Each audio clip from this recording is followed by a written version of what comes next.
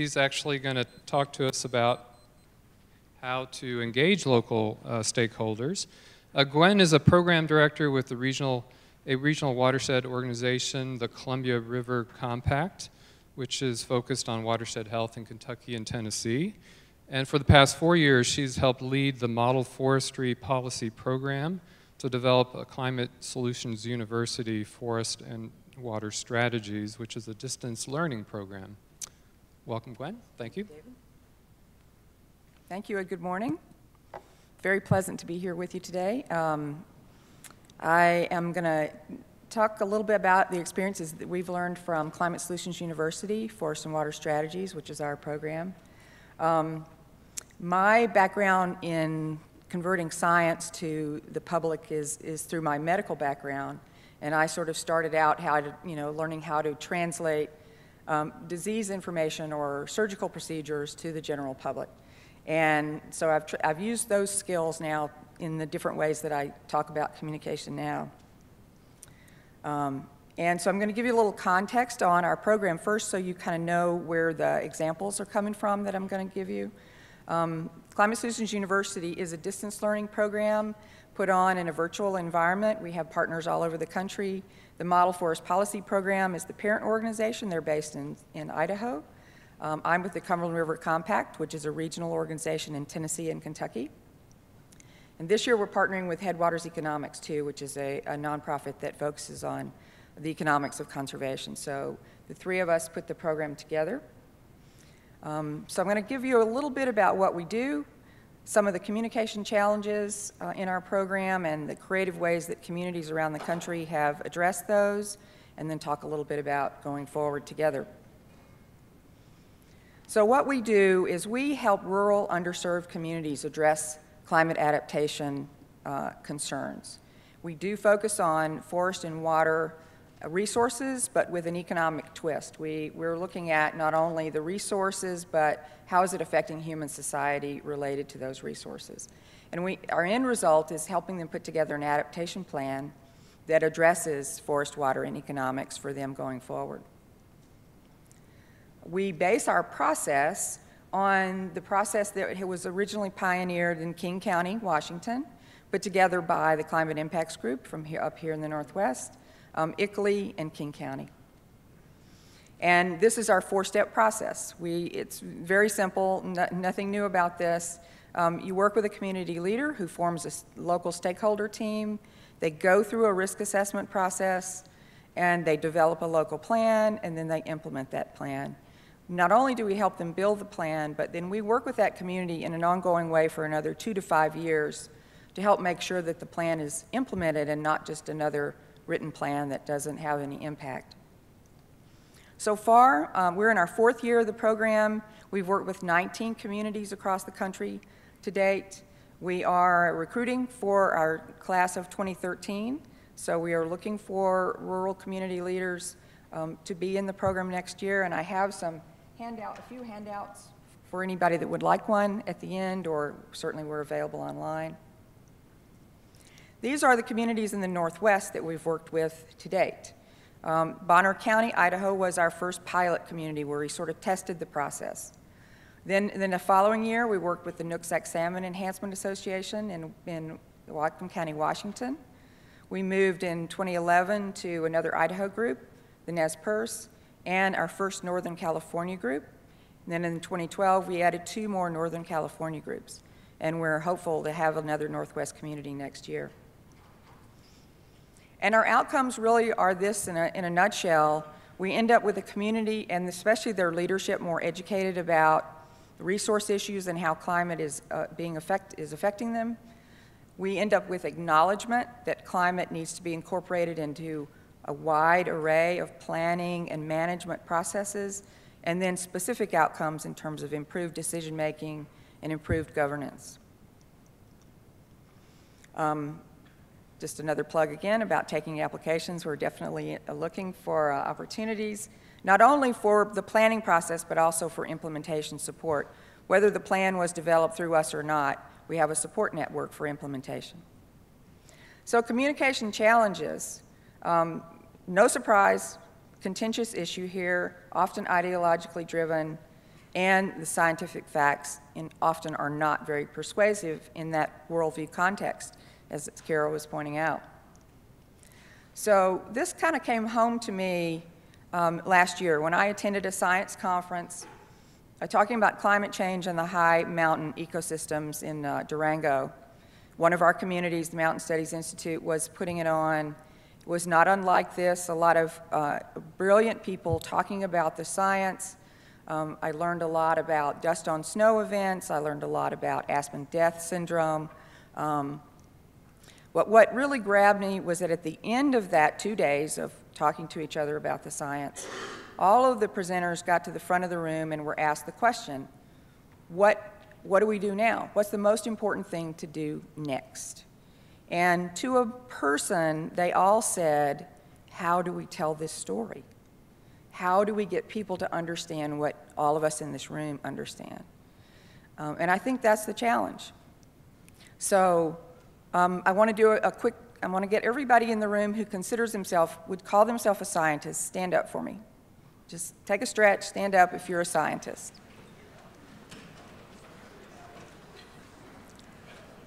Okay, very good. The majority of the room. Okay. Now, of those of you who are standing, does your organization or agency have a focus on public education in any way? How many, raise your hand if your organization or agency does public education. Okay, very good, the majority. Now, keep standing if you yourself have given a presentation or written an article for the public, lay public, about your science. Keep standing if you've done that in the last 6 months. Good many. You guys deserve a round of applause. So you guys are our heroes. You're the ones out there telling the story from the scientist's point of view, so thank you for doing that. So rural leaders, here's what we've learned about what they need. They need messages that address the conservative mindset. They need local information about what's happening that's credible. They need a local champion. They need tools to translate the science to the public, how to get away from the jargon and tell the story, and then strategies for addressing the very real political opposition that can come into a community and really wreak havoc. So I'm going to give you just some war stories from the trenches about how our communities are doing this. I'll start with our first pilot community, Bonner County.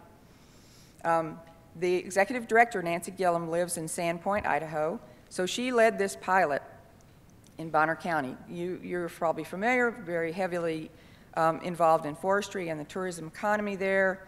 Their risk assessment process uncovered a number of things related to the health of the Lake Pend Oreille with milfoil and other issues, increased flooding, decline in the forest health, and snowpack decline affecting tourism, and very weak rules on protecting the riparian zones of the watershed. So she took advantage of 2 windows of opportunity in her process. One was that the county was revising their land use codes and regulations, and it was also 2008. It was a big election year. So those 2 opportunities, they really used to put an all-out educational effort in. They managed to get past a watershed overlay district that really improved the protection of the watershed, especially riparian zone rules. And they held a candidates forum, and they got the local candidates running for election to go on record about what they believe about climate change, which was a huge educational opportunity in and of itself, just to have them speak about it in public. So these were 2 wins for them. They used recognized windows of opportunity. They had a local champion in an elected official. They actually had an election win, got a very supportive commissioner elected.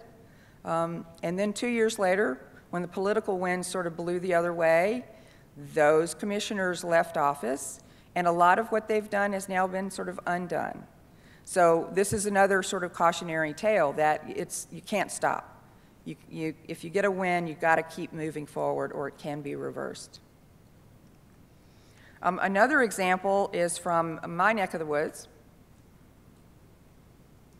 Cookeville, Tennessee. was our Southeast pilot community. It was a testing ground for how does this work in the South. So MFPP hired a local person to run the project, Will Paddock. It's a beautiful area on the Cumberland Plateau, heavily forested area. And Will was the perfect person to run this because Will's an MBA, business type mind person who really cares about conservation. So he went into Cookeville with that mindset. Where's the economic story here? He took the community, the leaders of the community in particular, through an educational process, did the risk assessment work, and uncovered that extreme weather events and health impacts were two of the biggest concerns. And then he also uncovered that, in fact, growth and development may be their biggest concern because of the predictions that the climate refugees from the coast all the way around us will be flooding into the inland areas because our direct climate impacts are going to be moderate compared to the coastal regions. So he used that as an opportunity to position Cookeville as a sustainability champion who is ready for this influx of population growth. He convinced the mayor of this story, and the mayor championed it and actually created his own Keep Cookeville Cool campaign as part of this effort. And so the conversation was not, the nuances of the science, which really doesn't connect with many people. It was the black and white of do you believe it or do you not, and he used these 4 scenarios to talk to the public. These are sort of the big picture 4 possible outcomes. If it's real or if it's not real, do we do anything about it or do we not do anything about it? And using those 4, he could make an economic argument that the bigger risk is if it's real and we do nothing. And the lesser risk is if it's not real and we still take action. And then he went on to present what those actions are and the science that backs it up and the economics that backs up the benefits of taking action, even if it turns out to not be real. And so he successfully positioned this. I'm using some of Will's slides here. He asked this question: can Cookeville be a climate winner if it's real? And so his conclusion was, yes, Cookeville can be the winner if Cookeville takes a proactive stance, is ready with low-impact development rules and regulations that can maintain their ecosystem in spite of heavy growth that's coming in the future decades. So the end result was that the Planning Commission there put climate provisions in their new comprehensive plan. They were the first in Tennessee to do so. It was wrapped up heavily in this economic message that appealed to planners and elected officials, and very credible local messengers were carrying that message to the public. Another neighboring county, Sumner County, Tennessee, just outside my home of Nashville, we worked with Sumner County as one of 6 in our class of 2010. When we finally went to a full class of 6 communities in 2010 for the Climate Solutions University, Sumner County Planning was one of our communities. They had a public survey as part of their comprehensive planning process that showed strong public support for protecting natural resources. They went through the process. They had similar risk findings: extreme weather, health impacts, and development. It also happened that during their planning year of 2010, the catastrophic flood of May 2010 happened in Middle Tennessee. And so obviously the message was pretty clear that something was going on. And then, of course, that's been followed up with unprecedented weather patterns of tornadoes and droughts in the southeast as well. So Sumner County integrated our process into their comprehensive planning group, and they set adaptation goals around riparian zones, increasing tree canopy countywide, which will represent a reversal of the current trend, and then setting in place steep slope protections. Another quick example is from La Plata, Colorado, the county, Durango and surrounding areas. And there we worked with Mountain Studies Institute, the group I mentioned earlier. Their key risk findings were catastrophic wildfires and the water quality issues that follow from the erosion, and then the drastic changes happening in the high altitude ecosystems. So their initial approach was to focus on private lands and protecting wildfire mitigation in the private land area. That had been one of their strengths. They had excellent scientific information, management techniques to back this up. They prepared an education plan. They got a federal grant to launch it. They were all set to go. And then the political winds changed there as well. The new commissioners came in and actually gave the federal grant back and killed that effort there. So, being adaptive as they are, they just shifted their focus to public lands. They began collaborating with the Forest Service using the same strong information, and that's what they're doing currently, is that public lands engagement work, and they're at the ready when the funding and the politics are back and they can come back to the private landowners. So this is an example of an adaptive organization as well as trying to work on adapting the community. One other quick story about some of the things that the communities have done. This is a special project on narrative storytelling that we undertook with our community leaders. The idea here was to provide training in storytelling as an alternative communication technique in these rural communities that are hard to reach. We used the training program of Andy Goodman. He gives a 4-hour online class in storytelling and a number of other things. He's just an excellent resource on communication practices for presentations, for written materials, and for storytelling.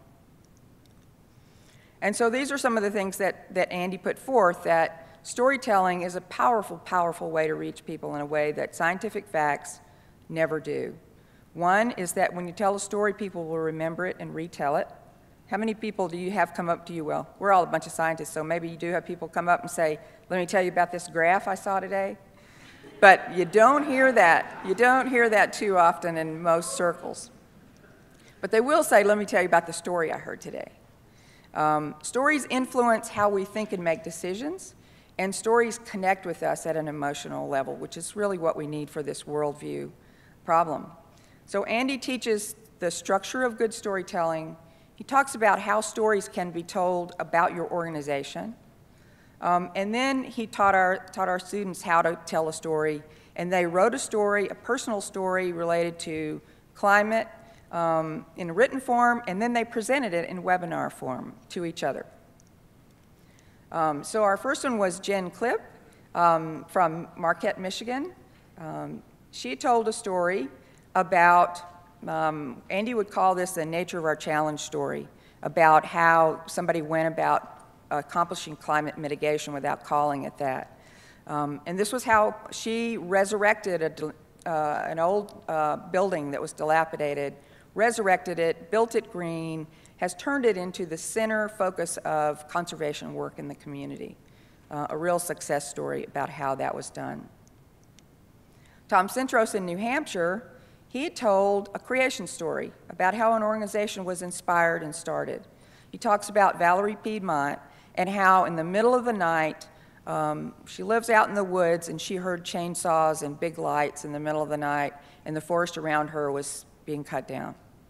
Through that and her efforts, she ended up creating the Emerson Brook Forest Center and has been doing great work protecting the forests of New Hampshire ever since. And then finally, Dave Early in Utah. Dave's the mayor of a small town in Utah, was one of our CSU leaders. Dave told a great story about a rancher there and how this rancher went against the grain to protect the rangeland through alternative grazing mechanisms. And Dave went into first person and became the persona of this rancher to tell the story, and it was an excellent example. And all of them are using these stories in various ways in their presentations and in reaching people. So these are our take-home messages. Address climate without using the word climate. These communities are doing that successfully. They're just talking about what needs to happen. They're using existing planning opportunities. They're leading with a local message and framing that message to fit audience priorities, not what do we want you to do, but what matters to you and how can we help with that. Finding an economic message, addressing the triple bottom line with your messaging, the social, environmental, and economic benefits. responding to impactful events with the right messenger, and making the most of opportunities.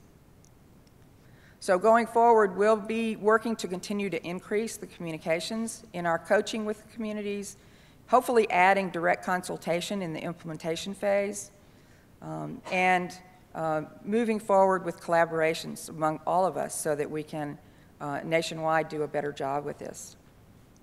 So it's been a pleasure. I appreciate the invitation being here. And I think I've used up all my time, so there may not be question time, but thank you very much. Thank you, Gwen. Let's make time for how about one question, if we have one question from the audience? And we do. Josh? Yeah, quick question. It's sort of occurred to me that as we sort of take this value focus for all our communications, it's becoming kind of our new mantra, that we're a little bit in danger of almost stovepiping around a focus on just trying to reach people through values and maybe not, and saying, well, don't talk about climate. So, I mean, but, you know, climate's part of the, ought to be in some way part of the discussion, you know? I mean, and not just in an obtuse way, like we're kind of going to hide it behind the curtain. So. Yeah, and none of us, we all know that we have to talk about climate, but it's not the first thing out of your mouth sometimes in certain parts of the country. And the values question, there's a whole movement around creation care and other faith-based stewardship programs that are being very good about the values question as well. Thank you, Gwen. Thank you. So our next speaker